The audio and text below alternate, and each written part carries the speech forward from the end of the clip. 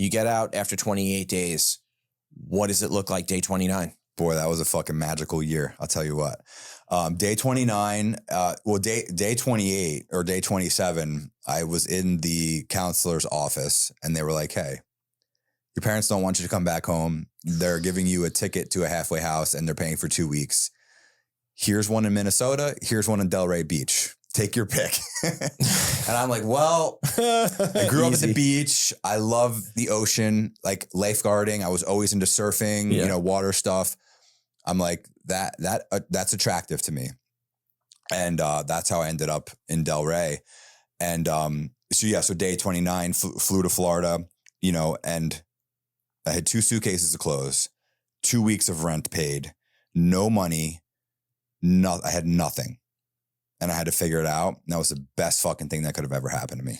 So you move into this sober house. Mm-hmm. Are you like me? I went into a sober house as well. And I walk in, I'm judging everyone. I'm better than this guy. Yeah. I have so much more going on than this guy. Realistically, I had nothing going on in my life. Right. What was that like adapting into sober living? So I'd been to a few others. Mm-hmm. So I kind of knew what to expect. Mm-hmm.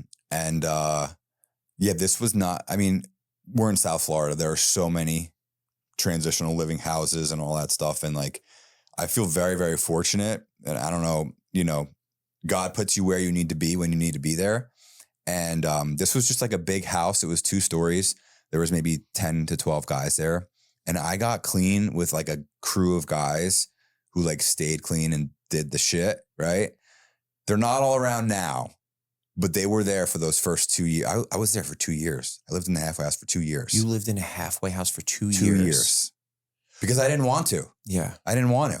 I didn't want to be uncomfortable. I didn't want to have a roommate. I didn't want to sleep in a twin bed. I didn't want to have to fucking do everyone else's dishes. So I did it. So for the listener who isn't familiar with sober living, can you break down the structure of your life for 2 years? Like, did you have a curfew? Were you drug tested? Yeah. What did that look like?